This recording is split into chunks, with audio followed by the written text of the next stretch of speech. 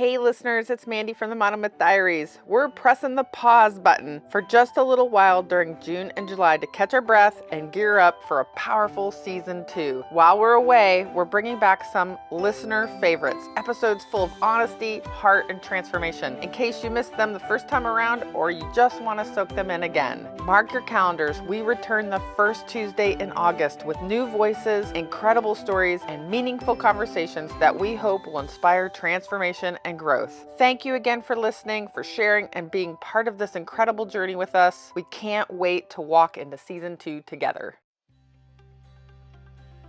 Hi everyone, and welcome to the Monomyth Diaries, a podcast where ordinary people get to share their hero's journey. I'm Mandy. And I'm Karen, and we'll be your hosts. We'll discover powerful insights, critical moments of growth, and much more. Thanks for joining us. We all have a monomyth to share, and someone out there needs to hear it.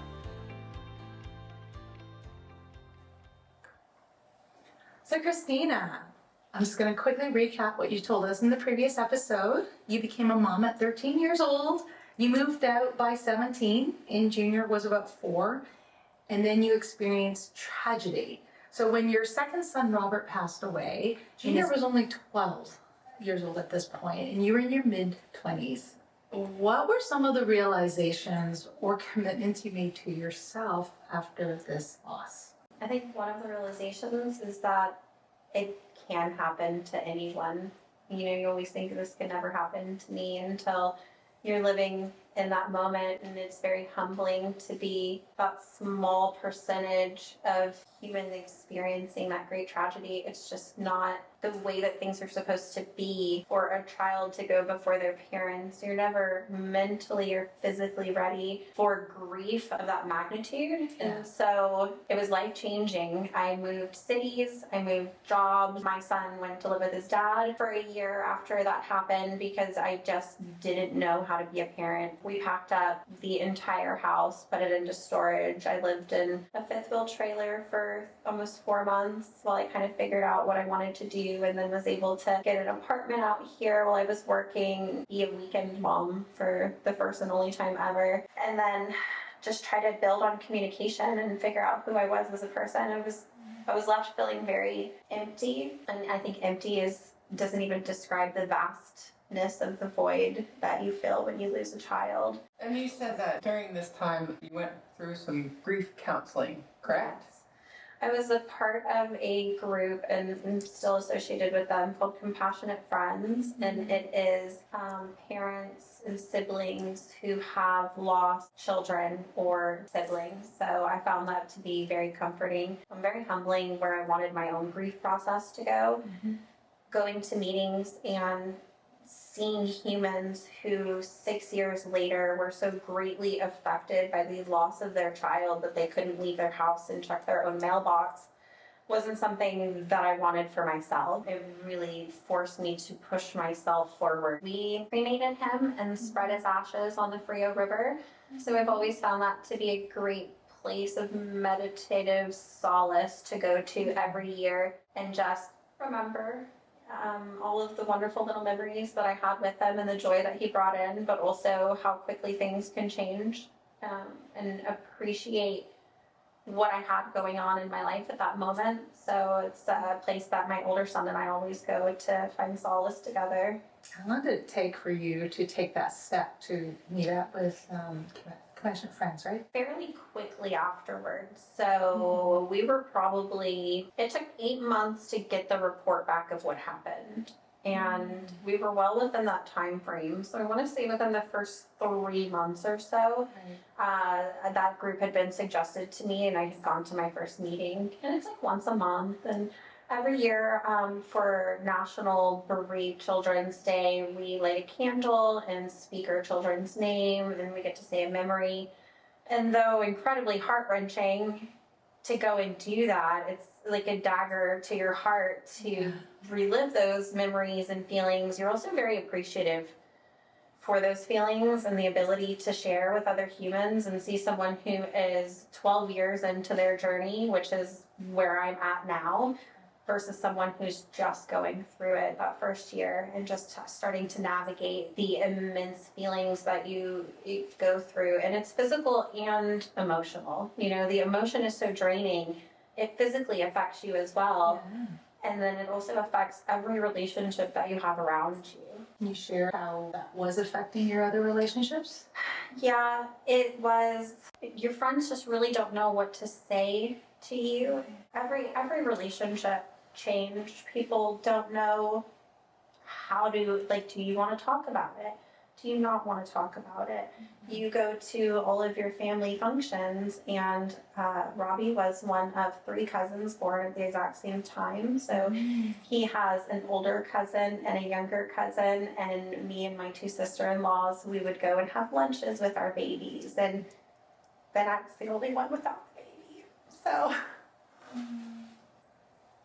it's, how do you find the strength to even go to family functions when you're just going to be constantly reminded that you were that 1% that lost your happiness, but try to be happy for them every year when they have their birthdays. And I found that we weren't as close afterwards. There's an invisible wall there for me. And it did change a lot of the relationships that I had. Moving from Baytown to Katy, leaving other relationships kind of behind in the past, and then starting completely fresh and new with a whole new circuit. So there were quite a few humans that I met here in Katy right from the beginning that are now my lifelong friends. And I was able, like, you know, the front facade of starting at a new place working, and you're just cocktail waitressing and bartending, and everyone sees this happy, amazing facade that you're putting on. Right. And those few humans that knew that table had a baby and I wasn't going to take it. Or, where's Christina right now? She's having a moment in the cooler because something triggered her, and I really bonded with them taking care of me that way. Wow.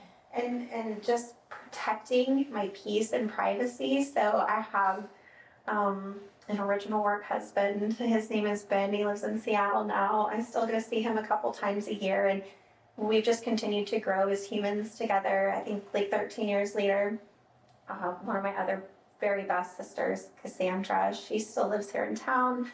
Her 3 kids go to Cinco Ranch. She's got them coming up and through, and the support and mentorship I got from her. She's a couple years older than I am, so she's like a big sister. And she would just be able to look at me instantly now, and then we would just manage the situation from there. And I'm just forever grateful for some of those connections that I made here. I also feel as if Katy is a little softer than where I moved from. Okay. So very blue collar in Baytown, very white collar out here in Katy, and people really do talk more and communicate more. The bars I worked in Baytown, if there was an altercation, it was a physical altercation immediately. So out here in Katy, there's words spoken, and it gets physical sometimes, but from what I've seen, everything's handled with a little more grace, and it started to calm me down in those situations as well. So I was very humbled by what I went through. You're kind of living 2 lives as well, because there's that person that entertains and is constantly the life of the party, and you know, you're coming to this establishment so that you can have a fun time. And then the behind the scenes Christina, who is just a heartbroken mess, crying on the way home every day, singing all my gospel songs at the top of my lungs, and just looking for any little meditative piece of happiness I could do. So I found a lot of solace in yoga. I did get my instructor certificate, not that I could really lead a yoga class. Yeah, so I'm a certified yogini.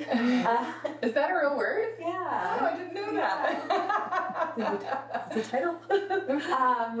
But I think that also taught me meditation and Wow. and being able to take all of those thoughts out of my brain, quit overthinking on everything, focus on what I'm really appreciative for, what I'm grateful for, all the good things in the day, and then realizing that the rest of it is just life, and everyone's fighting some kind of battle.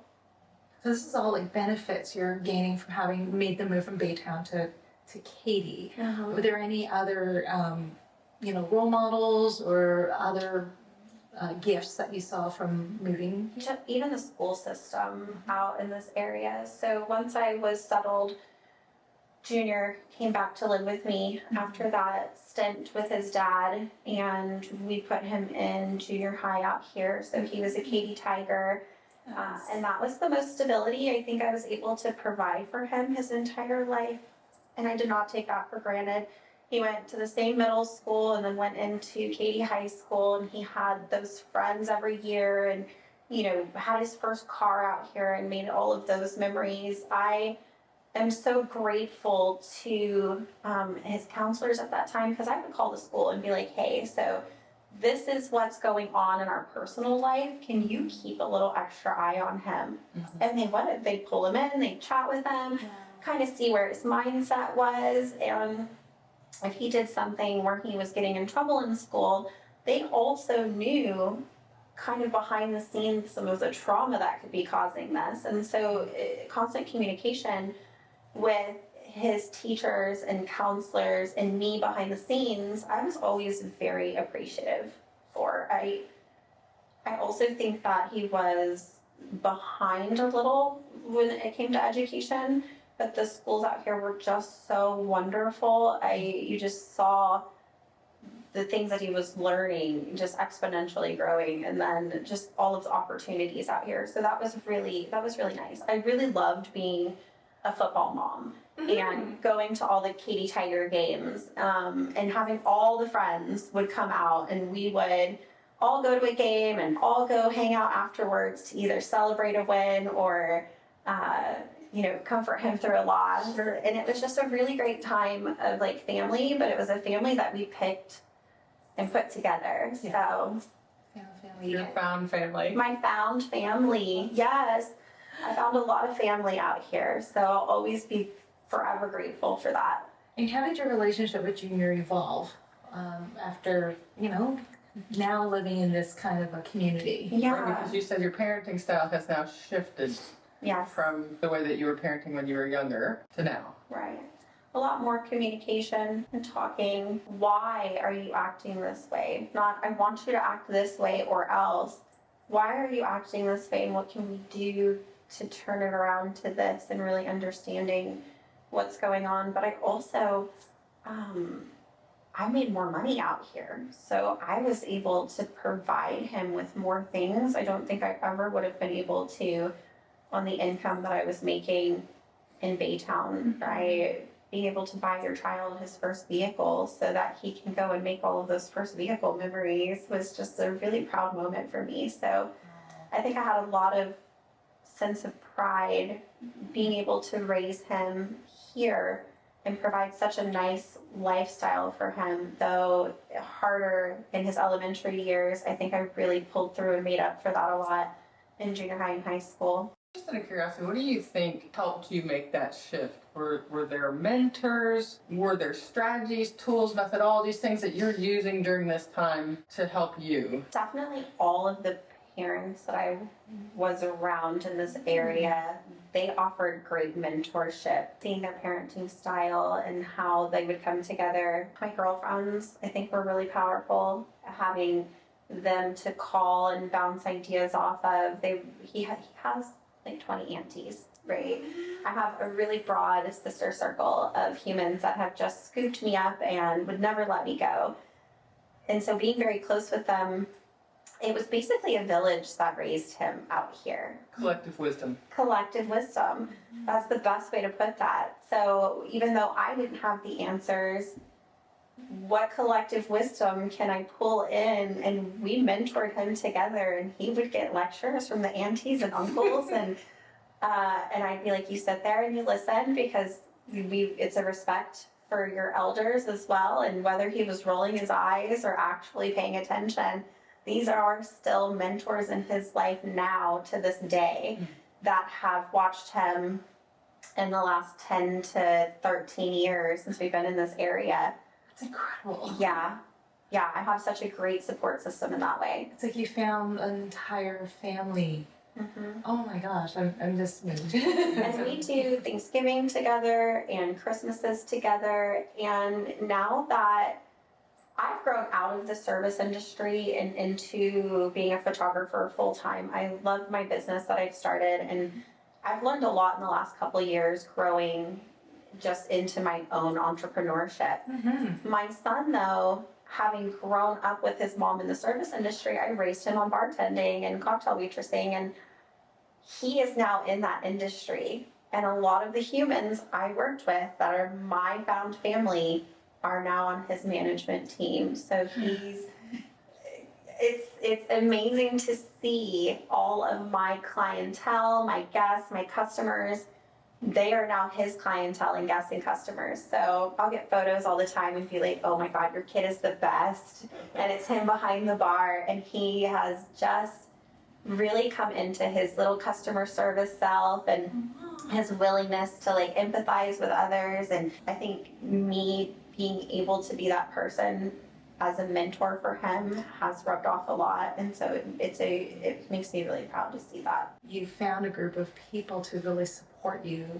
Yes. It's probably one of the roughest times of your life. Yes, genuine, authentic humans who just wanted nothing more than to make sure that I was also okay with they didn't ask for anything on the back end ever.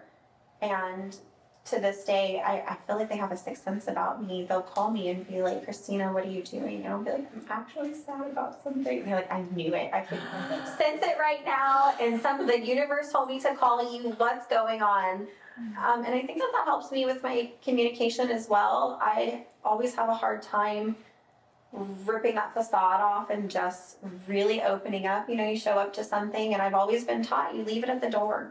Everyone's going through something. No one cares, Christina. But that's not true. People really do care. You don't have to leave everything at the door. Of course, there's tact and grace in where you're coming in and being like, oh, all this stuff is going on in my life. But it really does help to share it with someone so that they know and they're able to help you navigate your day, basically. You could go through it all alone, or you could go through it with your village, and I'd rather be surrounded by my village. I call it processing. Yeah. I process with other people, what it is that I'm Yes. going through, what it is that I'm feeling, and, because other people have been through it. So I don't have to go through it alone.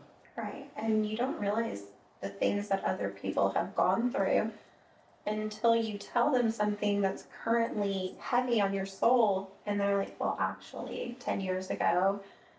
And hearing that and opening up allows them to open up. You strengthen your bond together, but I do learn a lot that I would have never thought. Just different opinions that you can bring in to make a more well-rounded. We're still making our own decisions in life, but now I can make a more well-rounded decision and not so enclosed in just the little bubble that I'm in all the time. I love that you found your found family, but you also found those safe spaces. They're so sacred and so amazing. This leads me to my next question. So looking back, how do you think the loss of Robbie ultimately helped you grow into the person and mother you are today? I'm appreciative. I am more communicative. I'm incredibly grateful. Take nothing for granted. I think that internally, anything that was selfish inside of me was just gone. There's just no more room for that.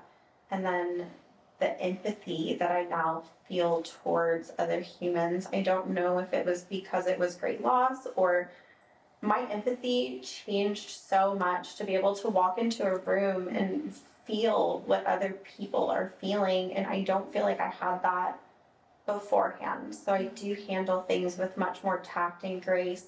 And I have a lot of people who feel that energy from me and are attracted to me. So I'm a therapist and a counselor and, they're having a hard day, but they know that they can call me and really be themselves and let it out. So I've become a mentor for a lot of humans. And I think that also softens my heart to see the secret struggles everyone's going through all the time. I tell people, when you're in the room with Christina, she has a wonderful way of making you feel like you're the most important person in the room. I feel that way about you. Oh, So true. do you mind if we back up just a hair? So junior's in high school, right? Yeah. And you take a big step and you decide to get your GED. Yes. Because you told us knew it. You told us in the previous episode that you dropped out of high school. So yes. Tell us, what inspired you to go back?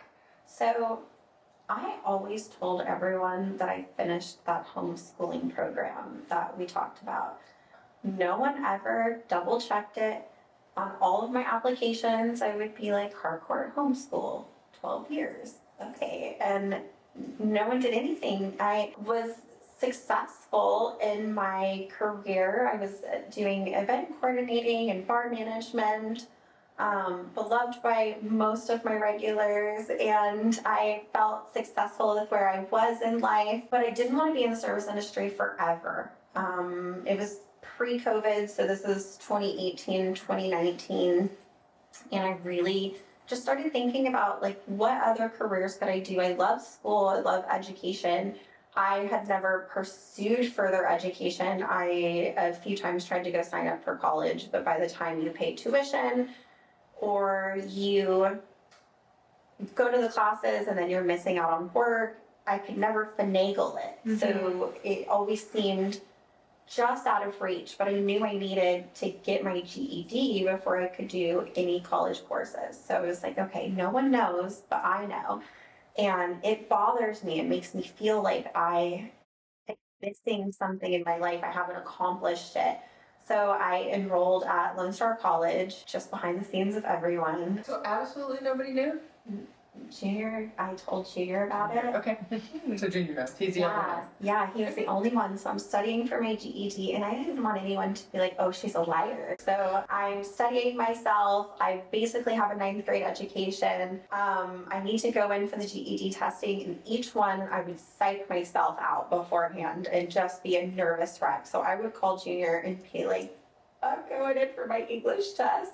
And he'd be like, Mom, you're going to do great. You know everything. Like, you've got this. And so I'm like bar managing and, dating, and no one knows. But on the inside, I'm like, oh my God, did I pass my math portion of my GED? And I did. And we threw a little party and celebrated. And that was just a really beautiful moment for me with him. How many years apart did you guys get your GEDs? I think it was 2.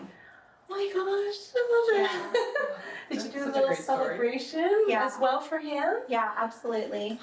Because and then he went and did lineman school directly after that. One thing we learned with that, everyone reaches their goals at different times. Yes. So you could be 40 or you could be 18. It doesn't matter because everyone's on their own life path. So we can't compare ourselves to any other human in the world.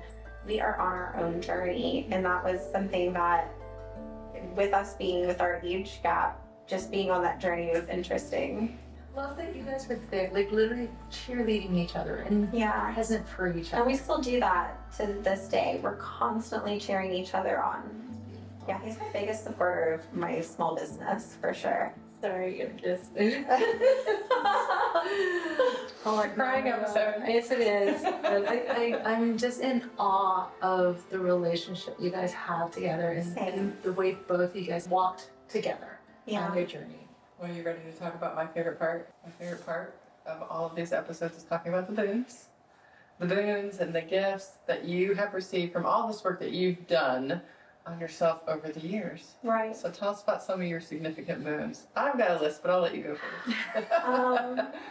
I love my small business. I'm a photographer / videographer / creative stylist / just put me in a project, and I love to do as much as possible as a creative. I had a camera put in my hands in 2018, and didn't know that I was going to love it so much. And it has brought so much light into my life.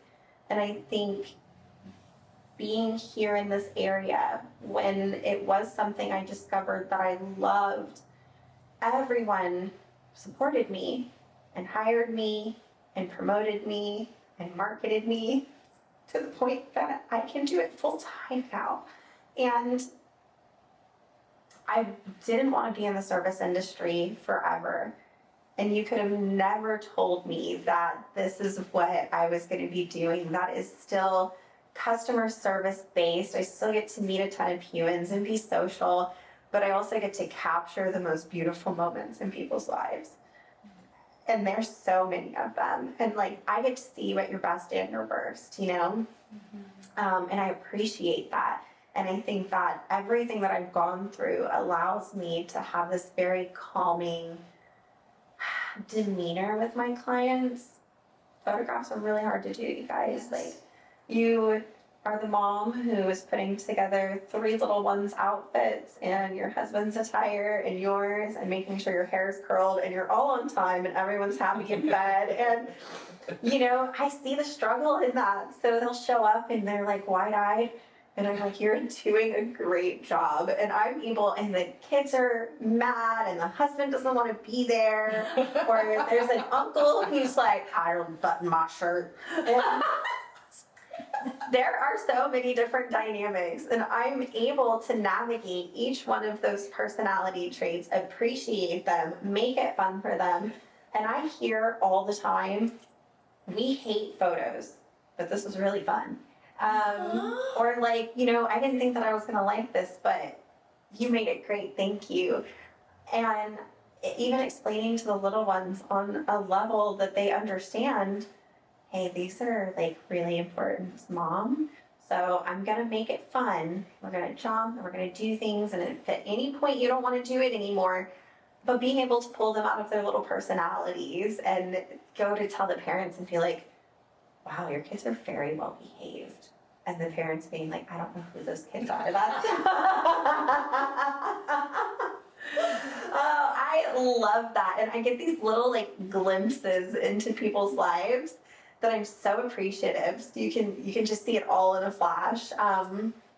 So photography is definitely something I think I would not have been given or gifted if I hadn't been through these other trials and tribulations.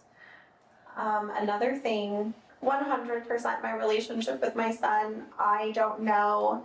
I would like to think that we would be this close, but had I not softened my heart and learned to listen more and appreciate that his opinion really matters, and you know, he does know what he's talking about. He's very wise for his age, and he is learning with me.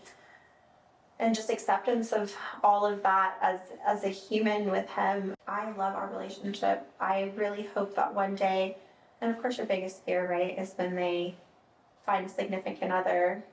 It's a very unique situation because I don't want to be the overbearing mother-in-law. I do a lot of weddings where you can see the dynamics between the daughter, the mother-in-law, and you find really beautiful ones, but then you find the ones where there's annoyances. And I always tell him, if there's ever anything I do, I can change. We're bringing the matriarch of this family into the family one day when you get married and have children.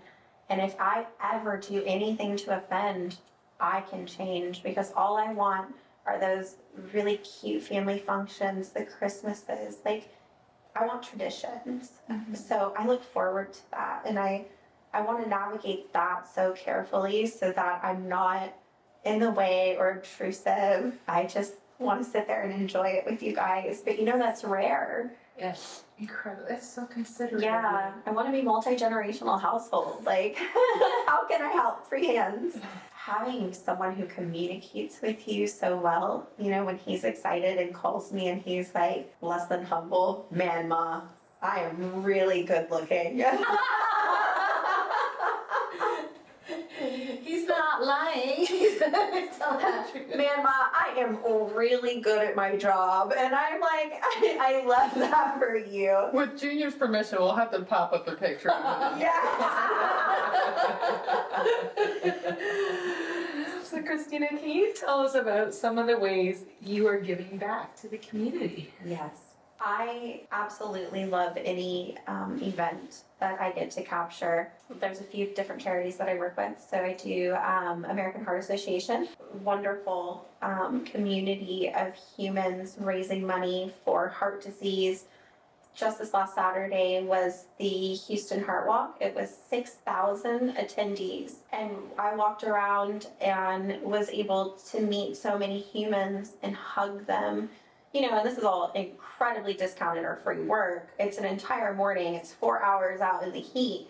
But it's not work. It's a passion project. And I leave there feeling so humbled, appreciative, overjoyed. My happy battery is full because a sense of community coming together. Mm-hmm. There's another nonprofit I really love called Naomi's Grace. Mm-hmm. She's local here in Katy.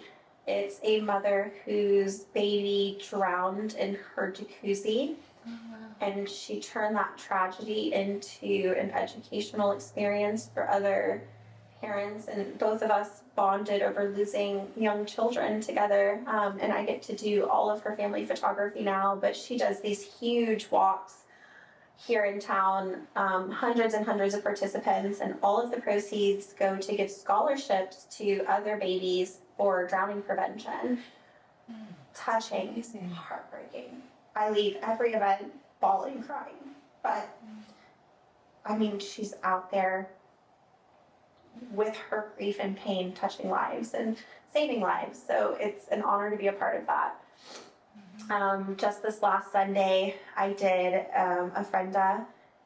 I did a portrait session with about 17 humans that showed up with photos of their bereaved loved ones. So we had grandparents, parents, puppy dogs. I took one with my son. Death from every aspect. So suicide, SIDS, natural causes, and being able to take a moment with each one of those participants to talk about, who is this? Who are we meeting?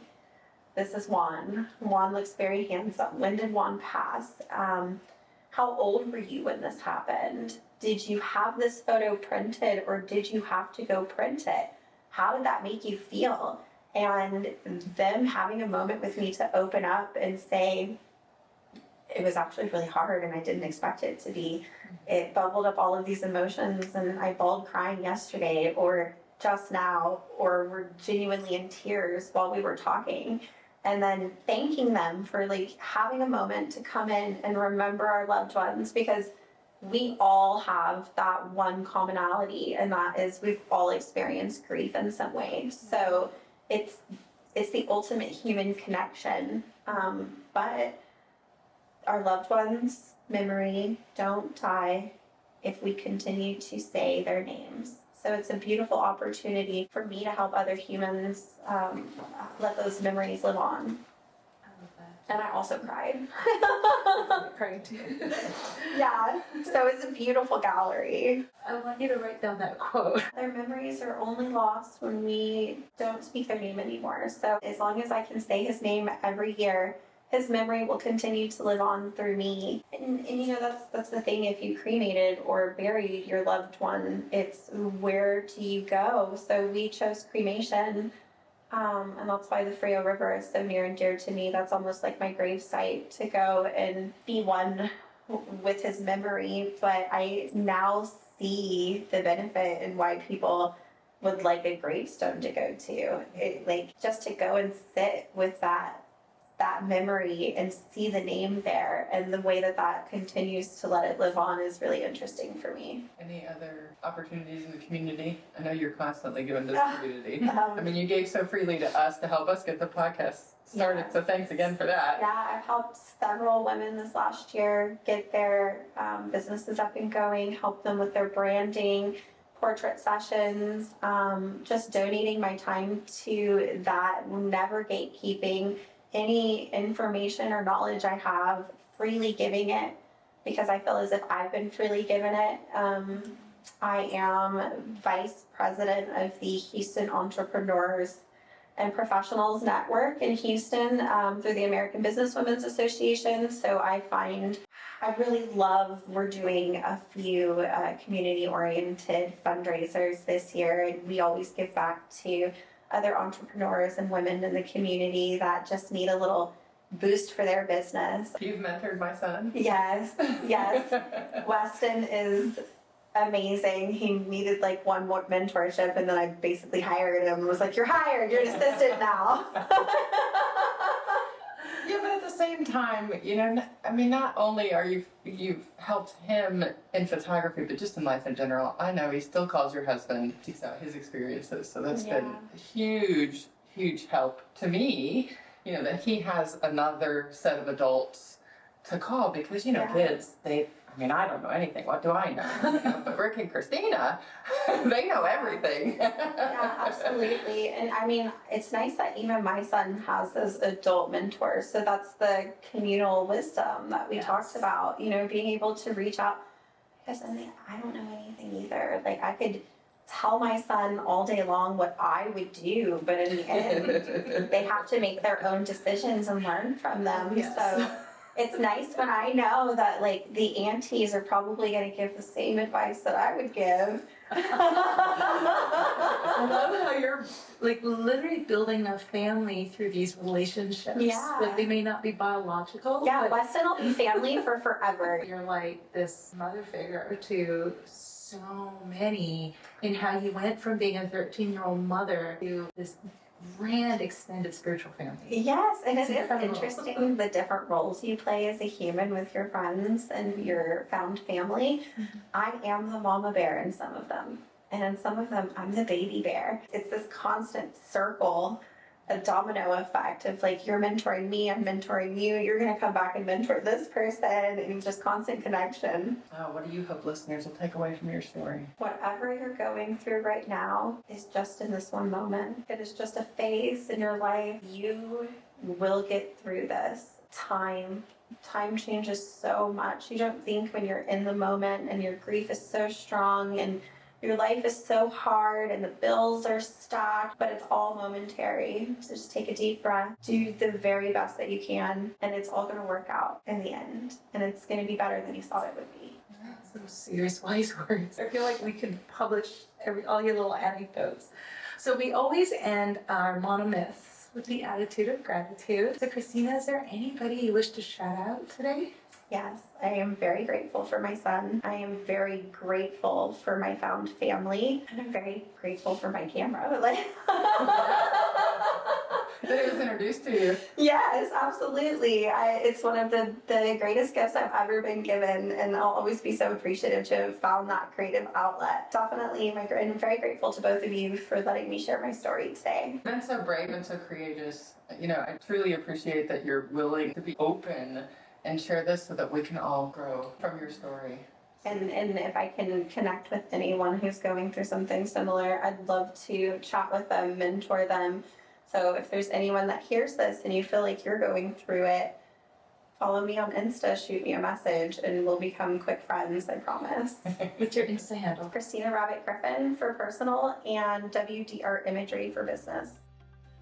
As we reflect on Christina's second episode, we're reminded of the incredible impact her story has had on us. We want to thank her for her bravery and her authenticity. We are exceptionally grateful for the inspiration she has brought to this space. To our listeners, we're honored to have had the opportunity to share Christina's journey with you. Thanks for joining us. Yay! Thank you for joining us on the Monomyth Diaries. If this episode resonates with you or someone you know, we'd love for you to share it and spread the inspiration. Don't forget to follow us wherever you get your podcasts or on YouTube to stay connected. We'd appreciate it if you could take a moment and rate and review the podcast. It helps us reach more people with stories of transformation and growth. You can visit us at monomythdiaries.com or text us directly from the show notes to reach out and keep the conversations going. Until next time, heroes, let's journey together through our monomyths.